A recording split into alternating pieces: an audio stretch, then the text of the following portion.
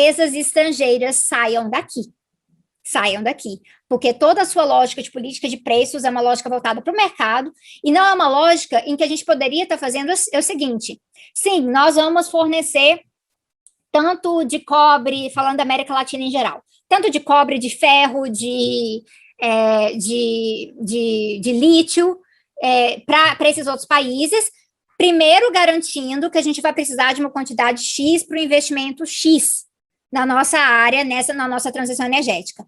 Atualmente, não é isso que existe. E mesmo em lugares, por exemplo, em que o Lúcio, na Bolívia, tem falado sobre essa questão de investir, né, na solar, propriamente, mas não está tendo coordenação.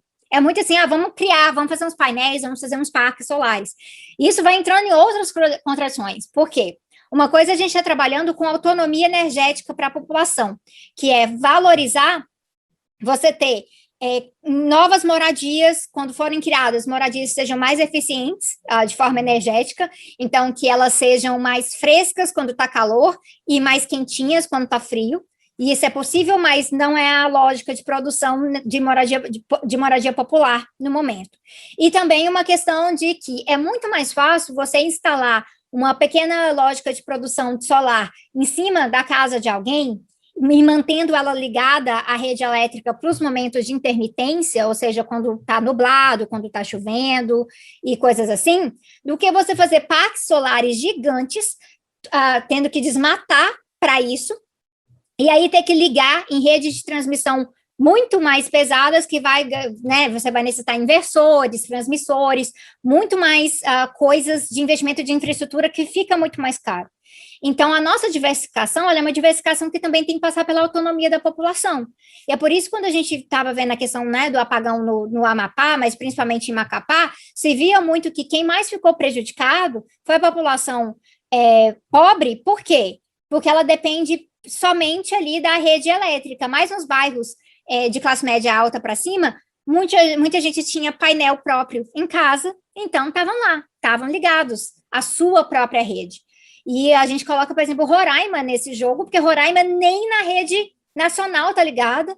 Por muito tempo, o que aconteceu é que Roraima puxava sua energia elétrica da Venezuela, de uma das hidrelétricas da Venezuela, mas o bloqueio imperialista contra a Venezuela atrapalhou com a própria manutenção dessa hidrelétrica, então a Venezuela perdeu turbinas nessa hidrelétrica, e com também a situação com o governo Bolsonaro, a coisa foi ficando cada vez mais grave, que a Venezuela falou assim, para evitar um próprio apagão nosso, a gente não vai conseguir mais estar vendendo essa eletricidade para Roraima. Aí a Roraima está queimando combustível todo dia, num valor aí que às vezes fica em 2 e 3 milhões de reais por dia.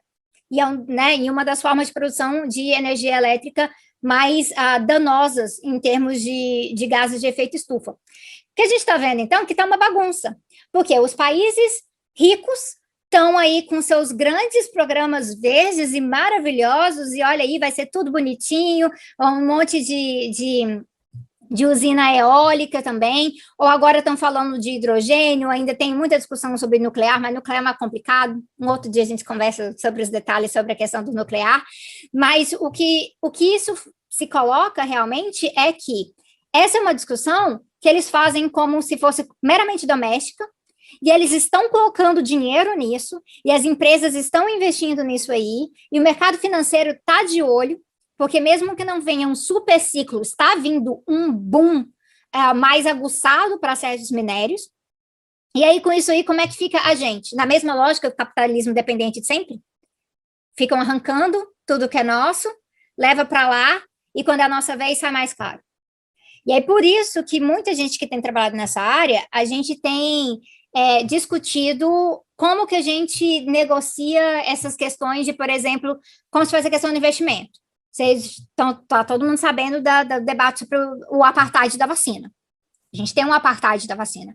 Países com vacina demais, Estados Unidos já está assim, está sobrando, né? Vamos mandar um pouco para lá, um para cá, porque agora que a gente já garantiu o nosso. Então, na Alemanha tem tanto discurso anti-vacina que para poder vacinar as pessoas, eles já estão vacinando adolescentes a partir de 12 anos, para pelo menos falar, tem que vacinar, porque né, tem esse monte de vacina, e enquanto isso vai faltando em outros lugares. Em outros lugares não é só porque tem um governo Bolsonaro que não responde à Pfizer. Em outros lugares é porque não chega, porque é cara, porque tem patente, tem propriedade intelectual. Então, um dos debates que a gente tem tomado é tanto essa discussão na Organização Mundial do Comércio em relação à propriedade intelectual para a vacina de Covid, a gente está pautando essa discussão também sobre propriedade intelectual de tecnologia verde. Porque a maior parte das patentes que foram lançadas nos últimos anos em relação a renováveis, elas estão no setor privado automobilístico.